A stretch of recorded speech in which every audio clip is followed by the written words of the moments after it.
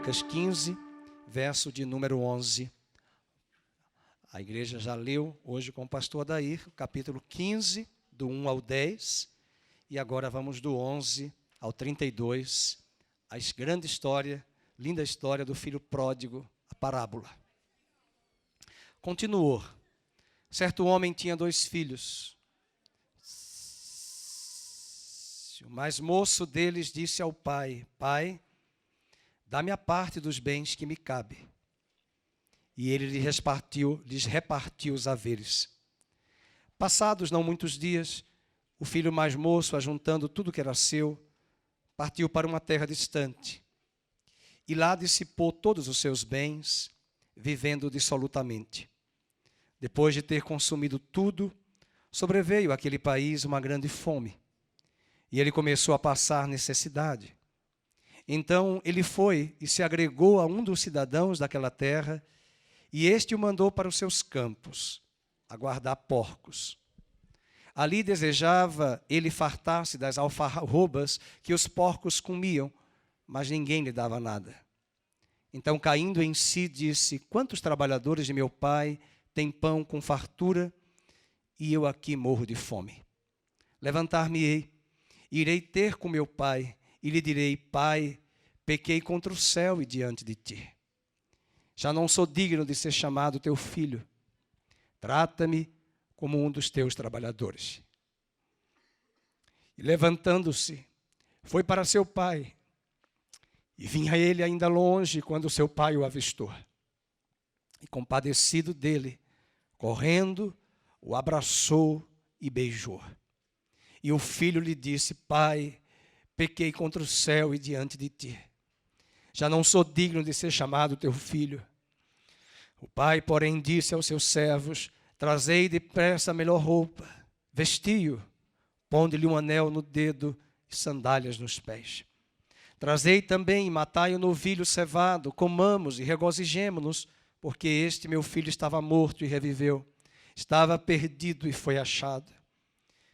E começaram a regozijar-se. Ora, o filho mais velho estivera no campo, e quando voltava, ao aproximar-se da casa, ouviu a música e as danças. Chamou um dos criados e perguntou-lhe que era aquilo. E ele informou: Veio teu irmão, e teu pai mandou matar o novilho cevado, porque o recuperou com saúde. Ele se indignou e não queria entrar. Saindo, porém, o pai procurava conciliá-lo. Mas ele respondeu a seu pai: Há tantos anos que te sirvo sem jamais transgredir uma ordem tua, e nunca me deste um cabrito sequer para alegrar-me com os meus amigos. Vindo, porém, esse teu filho, que desperdiçou os teus bens com meretrizes, tu mandaste matar para ele um novilho cevado. Então lhe respondeu o pai: Meu filho, tu sempre estás comigo. Tudo o que é meu é teu. Entretanto, era preciso que nos regozijássemos e nos alegrássemos, porque esse teu irmão estava morto e reviveu. Estava perdido e foi achado. Pai, nós abrimos a tua palavra numa história que talvez 100% deste auditório conhece. Mas nós pedimos que saiamos da caducidade da letra e possamos compreender a profundeza do teu amor e da tua compaixão para com este mundo perdido, para com as nações gentias, para com a casa de Israel, mas também orar por nós mesmos como igreja, para que não sejamos legalistas e fundamentalistas como o filho mais velho, que não teve a compaixão e a misericórdia de olhar para o irmão mais moço que acabara de voltar. Ajuda-nos, fala conosco e edifica o nosso coração. No nome de Jesus, amém. Você pode sentar. A mensagem de hoje nós vamos falar sobre as alegrias da salvação. 3 palavras neste capítulo são inconfundíveis: perdido, encontrado e alegria. Não foi apenas o filho pródigo que se perdeu. A dracma perdida a ovelha perdida. É impressionante como Lucas, o evangelista, talvez porque ele vinha de formação grega, era formado em história e era médico também, historiador e médico, possibilitou-nos uma visão mais ampla do evangelho. Graças a Deus pelo evangelho de Marcos, que foi o primeiro evangelho a ser escrito e que foi a matriz para Lucas e Mateus escreverem seus evangelhos. Mas é o evangelho de Lucas que, mesmo tendo 24 capítulos, mas ainda é maior que os demais, embora Mateus tenha 28, é Lucas quem traz uma visão mais ampla.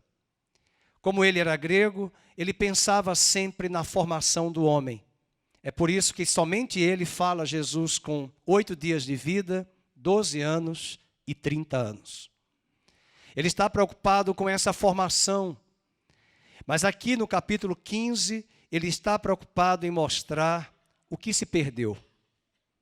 A alegria de encontrar aquilo que perdemos. A alegria de encontrar o filho que voltou para casa. E a alegria de estarmos juntos, como família e como igreja. No texto que o pastor Adair leu-nos hoje de manhã, 2 aspectos importantes antes de falarmos do filho pródigo. E eu quero me deter hoje em 3 pontos. Primeiro, a alegria de encontrar. Segundo, a alegria de voltar. E terceiro, a alegria de perdoar. A alegria de encontrar, a alegria de voltar, a alegria de perdoar. Mas voltando para o capítulo 15, volte lá com o seu texto, a Bíblia Sagrada, do verso 1 ao verso 10, nós vamos encontrar 2 aspectos. Primeiro, o pastor que procura a ovelha e a mulher que procura a moeda, ambos mostram a atitude de Deus na sua soberania procurando o homem. É o pastor que vai deixar as 99 e vai atrás da 100ª ovelha. É muito importante lembrar, a Bíblia deve ser explanada e pregada, o Novo Testamento, amarrado com o Velho. Quando o homem peca em Gênesis 3, quem toma a iniciativa de procurar este homem, de procurar o homem, não é o outro homem. Adão não dá suporte a Eva, Eva não dá suporte a Adão. É Deus quem vai procurar esse homem que se perdeu. É Deus que pergunta a velha frase, onde estás? Aonde estás? Com certeza essa palavra que muitos estão ouvindo, ouvirão após a gravação e a edição, é importante você que nos assiste também lembrar que Deus está perguntando aonde você está. Aonde nós estamos. Aonde nós estávamos. Quem nós éramos. E esse primeiro aspecto que Lucas traz mostra a soberania divina em nos escolher, em nos procurar, em ir ao nosso encontro e nos chamar em detrimento do nosso estado de caos, de perdição, sem recursos, impossibilitados de se autorredimir, mas Ele vem ao nosso encontro e vai nos chamar pelo nosso nome. Mas, por outro lado, a parábola do filho pródigo mostra que se o pastor vai buscar a ovelha, a mulher vai procurar a moeda, o pastor, Deus, no filho pródigo, quer nos mostrar que esse homem também tem responsabilidade divina. E é esse filho pródigo que vai dizer, conjugando no verso de número 18, eu vou me levantar. Embora está aí naquilo que o ex-presidente Michel Temer gostava, das mesóclises, levantar-me-ei, e irei ter com meu pai. Veja que aqui você observa claramente a responsabilidade humana de tomar a posição em Cristo. Mas nas 2 primeiras histórias da mulher que vai encontrar a moeda, ela se dispõe a procurar, do pastor que vai buscar a ovelha perdida, da soberania divina. Deixando essas duas considerações, vamos primeiro para o nosso primeiro aspecto, a alegria de encontrar. A ovelha estava perdida e ela perdeu-se por causa de falta de senso e de direção. Talvez alguém pode perguntar, por que o pastor chora, fica emocionado lendo essa parábola? Meus irmãos, não estou chorando por mim, mas eu estou chorando por mim sim, mas muito mais por tantas pessoas que neste mundo perdido, inclusive na minha família e na sua, estão perdidas. Não conseguem enxergar um palmo da falta de senso, de direção para as suas vidas. O coração do homem tem um vazio, dizia Santo Agostinho, e esse vazio só vai ser preenchido por Deus.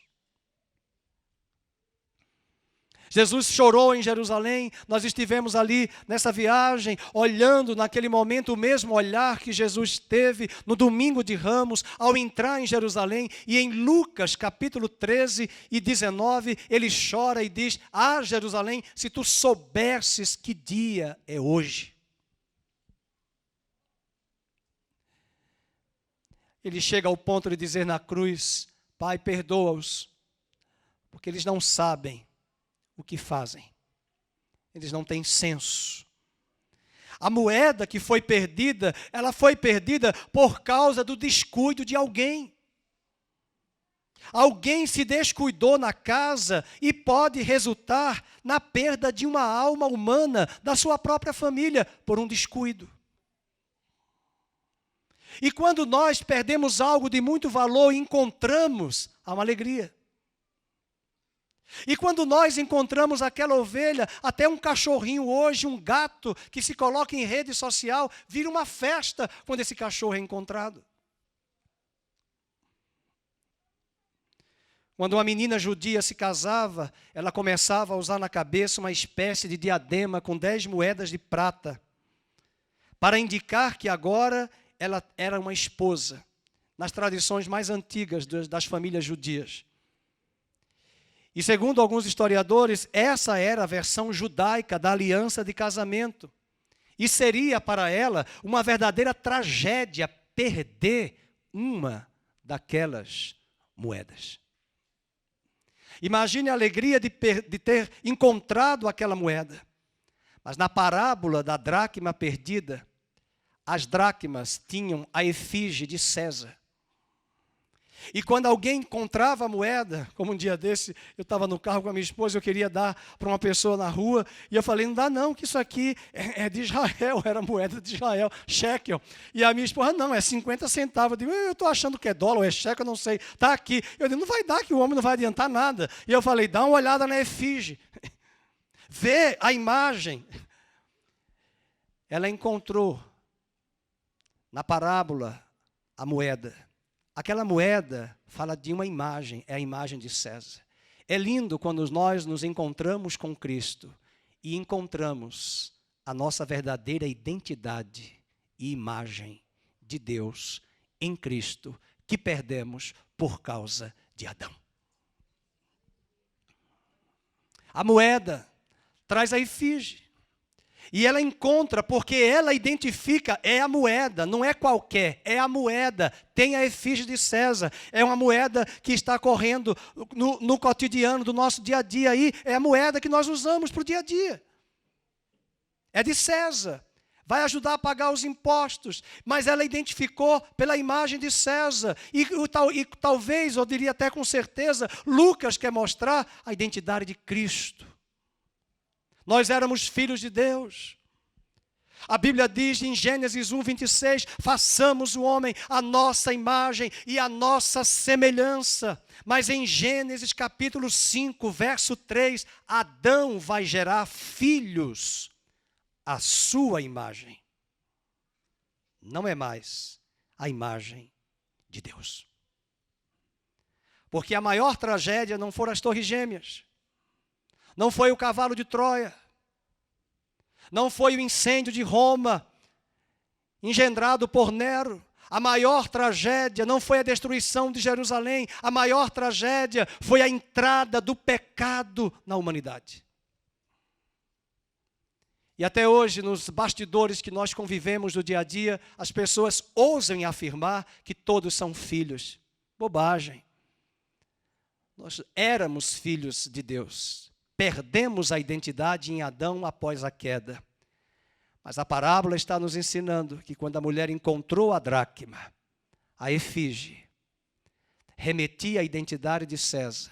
E Deus quer mostrar se aquela mulher teve uma grande alegria. Quanto mais o vosso Pai que está nos céus terá uma grande alegria quando esse filho resgatar a sua verdadeira identidade em Cristo e não mais em Adão. Porque é em Cristo que nós temos a identidade de Deus.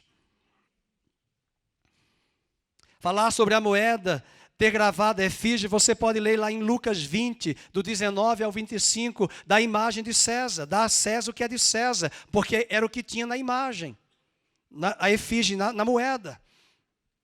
E essas duas parábolas da alegria de encontrar a ovelha e a dracma têm um significado para nós, para entender o que é estar perdido. Em primeiro lugar, aquela ovelha estava fora do lugar. Aquela ovelha, ele deixa as 99 e ele não deixou irresponsavelmente, até Davi, quando vai levar comida para os seus irmãos, ele delega e terceiriza, olha, toma conta aqui das ovelhas animais, que eu vou entregar comida para os meus irmãos. Ele deixa as 99 no rebanho, no aprisco, e vai atrás da 100ª. Isso mostra que aquela ovelha está fora do lugar. As ovelhas devem estar com o rebanho e as moedas devem estar presas à corrente. Além disso, a segunda lição, dentro dessa alegria de encontrar, ainda estou no primeiro ponto, é que ser encontrado significa estar de volta ao lugar certo. Reconciliado com Deus, ter a possibilidade de servir. E Deus continua dizendo a esta geração: onde estás, Adão? Ontem, quando assistíamos à peça da Rua Azusa, ouvi várias aplicações, mas eu me regozijei quando eu vi uma dramaturgia de uma cena onde o grande terremoto que varreu uma parte da Califórnia naquela época. Mas a peça tentava mostrar que alguns já estavam pregando ali, mas as pessoas não davam ouvidos. Mas o Hotel Memphis, em Califórnia, era um hotel famoso. Os cabarés, os bordéis, a luxúria, a lascívia, a ostentação. Esses são os prazeres que o pecado nos oferece. Mas eu até dei risada, acho que a Patrícia deve ter percebido, eu estava ali, eu estava na frente com a minha esposa, quando aquela cantora lá da boate, do hotel, começa a entrar na reunião da Rua Azusa e ela começa a passar mal, eu até brinquei, acho que está endemoniada. Mas o que foi mais interessante foi ela começar a cantar e dizer: tudo eu entregarei. I surrender all. Eu entrego a ti tudo. Eu me rendo totalmente. E aquela mulher que fazia crítica daquele povo que estava ali pregando, e na sua maioria eram negros. E eu comecei a olhar para ela e pensar: Deus, nesta madrugada, quantas pessoas podem ser alcançadas por ti. Um vazio. Está fora do rebanho. Não se sentir presente junto ali àquele rebanho, em lugares distantes. A parábola do filho pródigo diz que o filho pródigo decidiu ir para uma terra distante. O segundo aspecto é a alegria de voltar. A alegria de voltar está em Lucas 15, do 11 ao 24, porque agora nós vamos falar do filho pródigo, e a palavra pródigo significa esbanjador. Poderia ter sido essa parábola chamada de parábola do pai amoroso. Mas aqui, ao contrário da atitude do pastor e da mulher, que saíram à procura, o que vai levar esse filho a voltar é a lembrança da bondade do pai amoroso. que levou o filho ao arrependimento e ao perdão. Essa história apresenta 3 experiências do rapaz. Primeiro, é a nossa história. É a história de nossos familiares. É a minha história, é a sua história. É a rebelião. Rebelião, meus irmãos, não é sair da casa como alguns jovens dizem, eu vou viver a minha vida. Ele também faz isso. Mas rebelião é eu insistir em seguir o meu próprio caminho. O que foi cantado aqui na hora do ofertório, essa música de Salomão, pautada em cantares, nós temos que lembrar que os melhores dias da nossa vida, em Eclesiastes, que os melhores dias da nossa vida são os dias da nossa juventude, porque nós temos força, nós temos vigor, mas se nós insistirmos, sermos esbanjadores, seguir o nosso próprio caminho, nós já sabemos a consequência, nós vamos voltar para a casa de Deus com 70 anos, 80 anos, vazios. Porque o que entesouramos e criamos foi para um saco furado. E ao chegarmos nos portais da eternidade, a carta de Paulo aos Coríntios, capítulo 3, vai ser eco no nosso ouvido. Tudo que plantamos foi madeira, feno e palha. As futilidades, hoje muitos de nós deixamos de servir a Deus, deixamos de servir a igreja por motivos todos, mas nós não largamos César, porque César paga o nosso salário. César, quando nós estamos debaixo de pressão, a primeira coisa que deixamos, a igreja, o ministério. Quando nós estamos debaixo de pressão, não aguento mais aquele pastor chato, bigodudo, estou cansado do pastor daí, cansado do pastor Felipe, eu vou embora, eu não quero mais servir, eu estou muito estressado, muito cansado, mas nós queremos viajar, mas nós queremos passear, mas nós queremos ver coisas novas, nós queremos comer em lugares, nós queremos viver a cada dia num restaurante. Tem muita gente assim, é a futilidade, achando que a vida se resume a nisso, e nisso os anos passam, e o vazio nesses cristãos é notório nos dias de hoje, porque em 1 de João diz que aquele que faz a vontade de Deus permanece para sempre. Fazer a vontade de Deus não é peso, não. Dá alegria, dá gozo. A melhor alegria que temos não é colocar os nossos filhos nas melhores escolas, nas melhores universidades, ter uma carreira fantástica de executivo. O melhor para os nossos filhos é que eles entendam qual é a vontade de Deus para a sua vida. E nós também. Não se troca Deus por coisas que essa sociedade apresenta para nós, que os domingos é dia de caminhada. Caminha outro dia. Nós temos irmãos aqui que querem cuidar da saúde e acordam 5 horas da manhã para fazer caminhada e academia, porque não tem outro tempo, mas domingo é de Deus. A rebelião é querer seguir o nosso caminho. E ele diz, aqui ao contrário, a rebelião, ele foi para uma terra distante. Veja no capítulo de número 15, para onde ele foi. Versículo de número 13. Partiu para uma terra distante. Segundo Deuteronômio 21, 17, a herança do filho mais velho correspondia ao dobro da parte dos outros. E o filho mais novo é quem pede a herança, ainda com o pai vivo. Ele já está pedindo a herança. Foi como dizer ao pai, eu gostaria que você tivesse morto. Dá-me herança. Um grande historiador americano, Thomas Huxley, disse, abre aspas, as piores dificuldades de um indivíduo começam quando ele tem a possibilidade de fazer o que ele bem entende. Fecha aspas. E aqui eu falo para os jovens, eu vou fazer o que eu bem entendo. Eu vou para o 5º casamento, eu quero ser feliz. Cuidado, a Greta já está no 20º. Ela passou lá aquela artista de Hollywood. Mas quem sou eu para julgar qualquer um? Porque lá em Efésios 2, a Bíblia diz que os gentios são estranhos às alianças. Eles não sabem o que é uma aliança. Sempre que damos mais valor a coisas do que a pessoas, mais importância ao prazer do que ao dever, e nos interessamos mais pelas paisagens distantes do que pelas bênçãos de nosso próprio lar, nós estamos procurando problemas.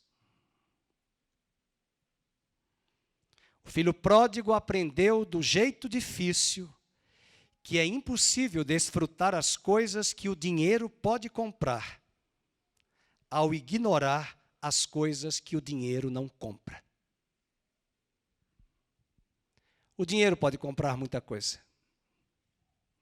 mas o dinheiro não compra essa paz que excede todo entendimento.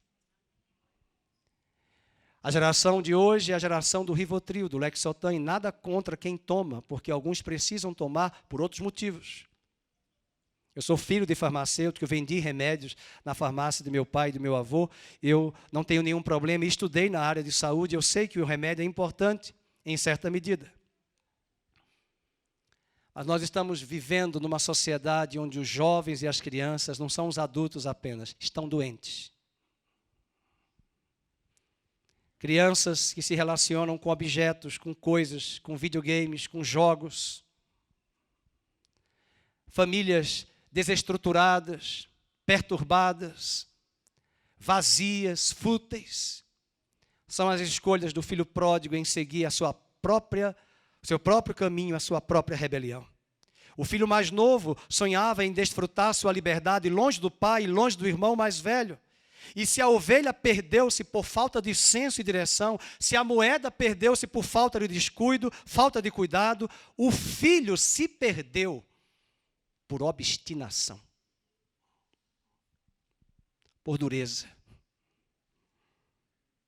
Mas chega uma hora que os recursos se esgotam, os amigos nos deixam, vem a fome, e o rapaz foi obrigado a fazer por um desconhecido o que havia se recusado a fazer pelo pai.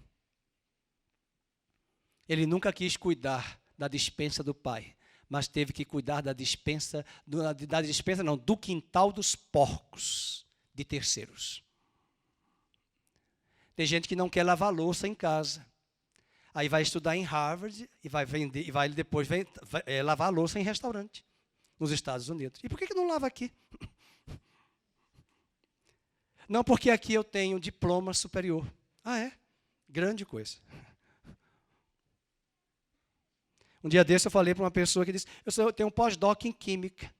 E o que é que ajuda se está viciado em cocaína? Você domina a química, você manipula a química, você tem doutorado, mestrado, pós-doc em química e a cocaína te domina. É bom você acordar. Porque ao chegar lá, esse diploma na eternidade não vale nada. E aí você ainda nem ouvirá, mas os olhos do Senhor te dirão. Nem ao menos esse diploma resolveu para você se autodominar junto às drogas. O pecado promete liberdade, mas ele traz apenas escravidão. Ele promete sucesso, mas traz fracasso. Ele promete a vida, mas traz a morte. O rapaz achava que se encontraria, mas na verdade ele se perdeu. E quando Deus é deixado fora da nossa vida, o prazer transforma-se em escravidão. Além da rebelião, ele vai nos ensinar o arrependimento. Veja, eu gosto muito dessa parábola, dessa frase, no versículo de número 17. Eu sou apaixonado por esse versículo. Porque nós, pastores, temos que aprender que salvação, conversão, não é uma obra nossa. Nós, ovelhas, temos que aprender que nós não temos poder para convencer as pessoas do pecado. É o Espírito quem faz a obra. E às vezes elas não querem, elas são obstinadas, elas querem seguir o seu próprio caminho. Vocês estão olhando para uma pessoa que não gostava de pastor, que falava mal de pastores, que colocava crentes fora da nossa casa, rua. Obstinado, duro, cego.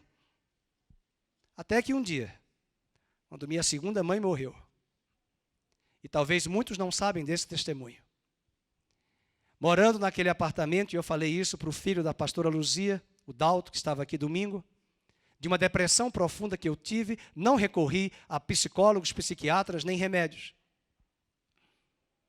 Mas veio até a minha mente o suicídio. Um vazio. Deus usou isso para quebrar o orgulho. Para ouvir o evangelho aqui em Campinas depois com a pastora Vânia. E ainda assim, quando ela me convidou para ir à igreja, ouvir a palavra, de imediato eu fui à rodoviária, comprei uma passagem no Cometa para ir para o Rio de Janeiro. É o coração obstinado, duro, rebelde, seguir o nosso próprio caminho. Estou olhando para alguns olhos de vocês e não posso falar porque as histórias não são minhas, são suas.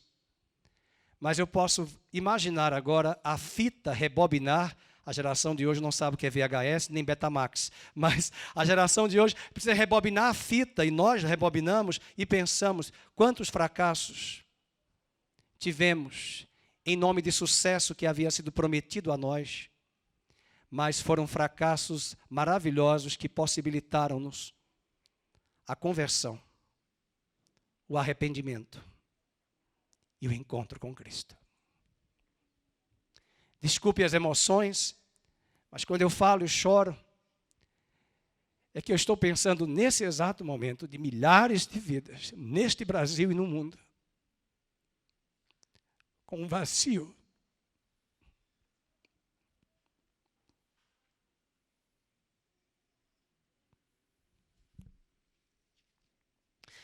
E se eles pudessem dimensionar que nós cristãos não entendemos que é aqui que está a salvação, nem é a religião que vai salvar, é Cristo, que nos devolve a plenitude. Paulo diz em Colossenses que nele reside toda a plenitude.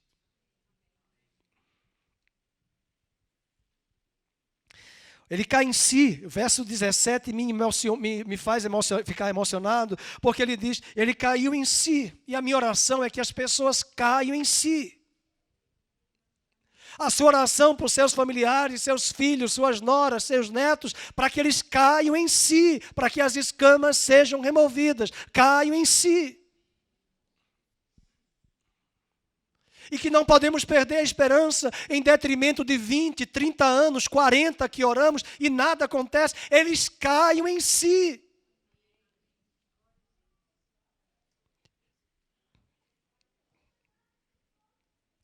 Ele foi até o pai. Versículo 20 ao 24, o filho descobriu no próprio lar tudo o que havia esperado, encontrado na terra distante. Quando ele volta, ele tem anel. Quando ele volta, ele tem sandálias. Quando ele volta, ele tem cabrito, festa, comida, bebida, celebração. Está em tudo ali, estava perto, mas ele foi para um caminho distante.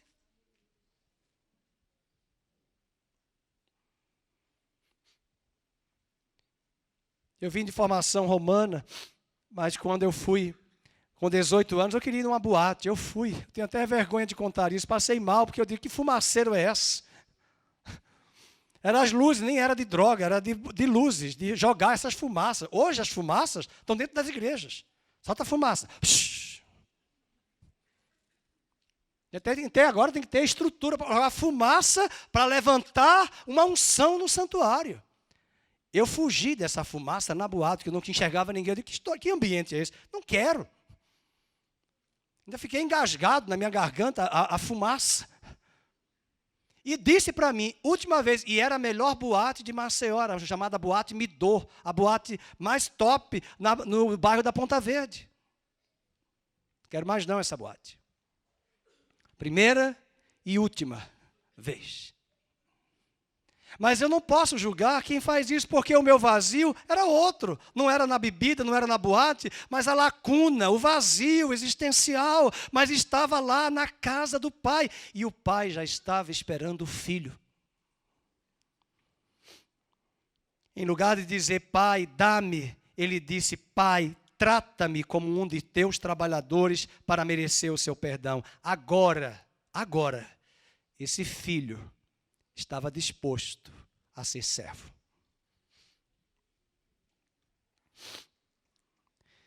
E aí ele vai ter um regozijo. Veja o capítulo 15, verso 20, 21. E o filho lhe disse: pai, pequei contra o céu. Verso 22, o pai, porém, disse aos seus servos: trazei depressa a melhor roupa, vestiu, ponde-lhe um anel, sandália nos pés, trazei também, matai o novilho cevado, comamos e regozijemo-nos.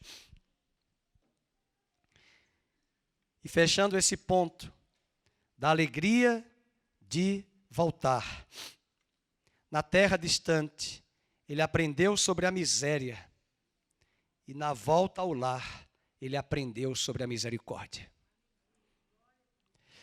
A terceira lição que aprendemos aqui, a primeira, como nós havíamos comentado, a alegria de encontrar, a alegria de voltar. A terceira, a alegria de perdoar.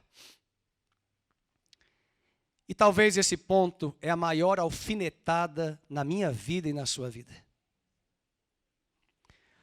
Talvez o problema não está apenas no filho pródigo que voltou, no irmão mais velho que estava em casa. Os pecados do irmão mais velho, Jesus talvez falou desses pecados para retratar os pecados dos escribas e dos fariseus, que não acolhiam o pecador, não acolhiam o publicano, não perdoou o irmão, ele encheu-se de rancor contra o pai, ele ainda disse: há tanto tempo que eu estou aqui, o Senhor nunca preparou essa festa para mim.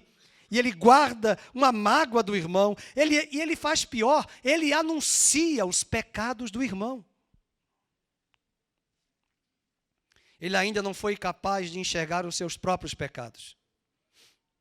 Os fariseus, eles contemplavam o pecado como atitude externa, mas não considerava pecado as atitudes interiores do coração. O orgulho do filho mais velho e a indiferença dele para com o irmão mostra que aquilo que o pai estava esperando, o mais novo, o mais velho, ele vai saber da notícia que o mais novo voltou pelos servos e pelos familiares. E manifestou a indiferença.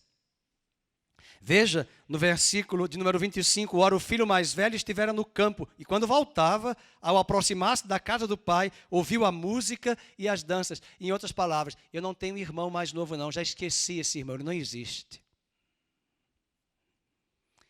E o grande problema das igrejas é que nós podemos estar vestidos de uma aparência de cristianismo, de hipocrisia, e não guardarmos o amor pelos perdidos que nós éramos também, e ainda usarmos o nosso dedo indicador para apontar os pecados deles, esquecendo as nossas raízes.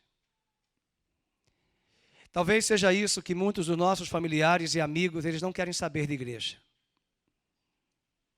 Mahatma Gandhi disse que ele amava a Bíblia dos ingleses, mas ele odiava os ingleses. Ele leu o Sermão do Monte, mas ele via uma prática dos ingleses anglicanos que dominavam sua terra, a Índia. Mas na teoria era muito bonita a liturgia da igreja anglicana, até hoje. Mas faltava amor e tato para com os perdidos. Eu tenho meditado muito.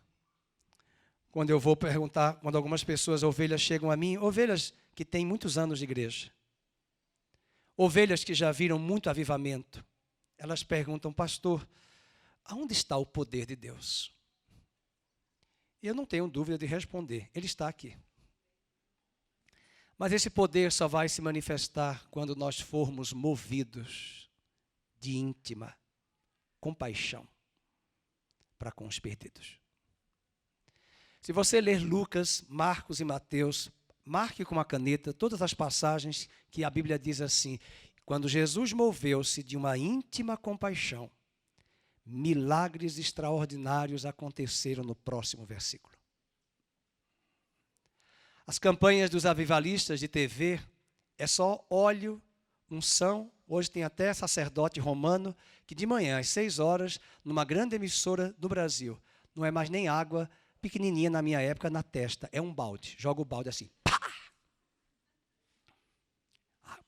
Molha todo mundo. Pode 6 horas da manhã, quando eu ligo a TV, ela, pá! Na minha época era pinguinho. É porque tem que fazer show, espetáculo. Tem que derramar óleo de Israel, fazer coisas. E é interessante, gritamos, esperneamos, oramos, amarramos diabo, demônio, puxa daqui, dali, e no final, a cura não acontece. Por quê? Porque oramos bem, expulsamos os demônios, mas não temos compaixão. Nós não sabemos chegar nas pessoas. Nós chegamos com os nossos clichês. Nós chegamos com a nossa visão de evangelho, de gospel, de crente. Nós não estamos interessados no coração delas. Nós queremos usá-las para massagear o nosso ego, para dizer que no meu ministério, aquelas pessoas tiveram curas. Essa é a verdade. E esse filho mais velho fala do nosso orgulho, da indiferença. A indignação intensa. Um historiador americano, Thomas Fuller, disse, abre aspas, a ira é um dos tendões da alma. Ele fica indignado contra o irmão mais novo. Aristóteles disse, abre aspas, qualquer um pode irar-se. Ele disse, isso é fácil, mas ficar irado com a pessoa certa, na medida certa e da maneira certa, isso é algo difícil. E não está no alcance de todos, dizia Aristóteles, fecha aspas. Ele está na casa do pai, indignado com o irmão mais novo, e a Bíblia diz que ele ficou indignado. Versículo 28, vamos marcar aí na sua Bíblia, ele se indignou. Neste capítulo, todos se alegraram, menos o filho mais velho. O pastor se alegrou, porque achou a ovelha. A mulher se alegrou, porque achou a moeda. Seus amigos alegraram-se ao encontrar algo. O filho mais novo alegrou-se ao ver o pai recebendo de volta. E o pai alegrou-se por receber o filho em segurança. Mas o irmão mais velho não quis perdoar. E eu quero abrir um parênteses.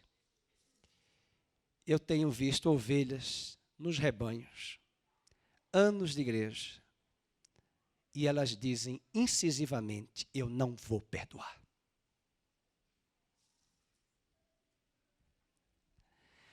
Quando nós descemos ao poço mais profundo, quando nós provarmos das alfarrobas dos porcos, da sujeira e da imundícia, nós vamos parar de julgar as pessoas e de usarmos do orgulho e da obstinação nossa, deixando tudo isso de lado, para perdoá-las, porque Deus também nos perdoou. E as pessoas que vão provar da primeira libertação não são os que nos ofenderam, que talvez já estão livres há muitos anos.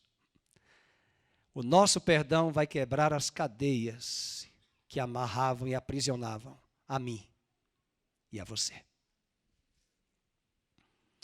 Uma vez que não estão dispostos a perdoar, afastam-se da igreja e até da família. E têm certeza que todos estão errados e somente ele está certo. E podem falar em alta voz sobre os pecados dos outros. É o que ele faz, ele traz o pecado do irmão. Mas não consegue enxergar os próprios pecados. Um general americano, um general inglês, vou tentar pronunciar o nome dele, Oglethorpe, disse a John Wesley, eu nunca perdoarei. O qual, por sua vez, respondeu, John Wesley, então, Senhor, eu espero que nunca peques. Então, Senhor General, eu espero que você nunca peque, já que Vossa Excelência disse, eu nunca perdoarei. Eu queria dizer, numa simples frase, encerrando a pregação de hoje de manhã, não fique de fora, venha participar da festa e do banquete. A festa está pronta. E talvez o que tem impedido muita gente a participar da festa é porque não quer perdoar. E ao invés de reconhecer o erro, é melhor culpar a igreja, a família, a liderança. É melhor dizer que todos não prestam, mas eu presto. E enquanto insistirmos na atitude errada do filho mais velho, que está na casa com esse espírito religioso, e julgarmos os que estão de fora, o filho mais novo, obstinado, que foi gastar com seus prazeres, mas teve o perdão de Deus, em algum momento na história, antes da volta de Cristo, Deus precisa mostrar para a igreja a necessidade de perdoar e se livrar do orgulho e da obstinação e da ostentação religiosa e concomitante. Ele vai mostrar aos nossos que precisam cair em si. Quem sabe, se nós que somos mais velhos na fé, enxergarmos primeiro os nossos erros, quem sabe, Deus poderá trazer nossa família mais rápido para Cristo. Fiquemos de pé. Gostaria de orar por você, nessa história tão rica, tão linda. E talvez, quem sabe, você está aqui hoje e tem muita dificuldade de perdoar. Convido você a curvar sua fronte. Convido você e eu também nos despirmos do espírito de religiosidade, de justiça própria. Nós não somos melhores. Pai, nós ouvimos a Tua palavra. Obrigado por essas 3 histórias tão lindas que nos mostram do Teu amor e da Tua compaixão. Obrigado pela alegria do pastor que foi atrás da ovelha e encontrou, a alegria da mulher que encontrou a moeda, a alegria do pai que encontrou o filho. Isso nós já sabemos, mas nós queremos te pedir perdão por tantas pessoas aí fora que nós desprezamos, nós rejeitamos e nos achamos mais santas, mais santos e perfeitos do que elas. Pedimos perdão pelo nosso orgulho, pela nossa hipocrisia, pela nossa arrogância, soberba religiosa, soberba evangélica, protestante, católica. Queremos nos humilhar hoje diante de Ti. E nós que já temos visto ao longo de anos a história dos avivamentos, nós queremos te pedir, enche o nosso coração da Tua compaixão. Nós temos orado, nós temos repreendido as trevas, nós temos amarrado as potestades, mas nós não temos tirado de nós o nosso orgulho e a obstinação e a dureza do nosso coração. Como filhos mais velhos, nós achamos que somos os melhores, os the best, nós somos aqueles. E pelo contrário, Senhor, faltava aquele rapaz mais velho, a compaixão pelos publicanos e os pecadores. Que estas lições sejam permeadas em nossa vida e gerem em nós mudança de vida. E que ao longo da semana, quando nos depararmos com situações que a nossa carne não tolera, que a nossa carne não quer perdoar e queremos fazer vingança com as nossas mãos, nós possamos lembrar da voz do Senhor dizendo: eu já te perdoei. Deixa eu fazer um banquete para esse que está chegando agora. E nós queremos também fazer parte do banquete da festa. E que pena que aquele filho mais velho ficou ali indignado. Nós não queremos estar indignados. Nós queremos estar alegres. Porque em breve veremos que coisas maiores estão por vir. Aquilo que olhos não viram, ouvidos não ouviram, Deus tem reservado para aqueles que o amam. E nós queremos ver as Tuas maravilhas. Ver o Teu feito glorioso, trazendo multidões ao arrependimento e ao conhecimento de Cristo.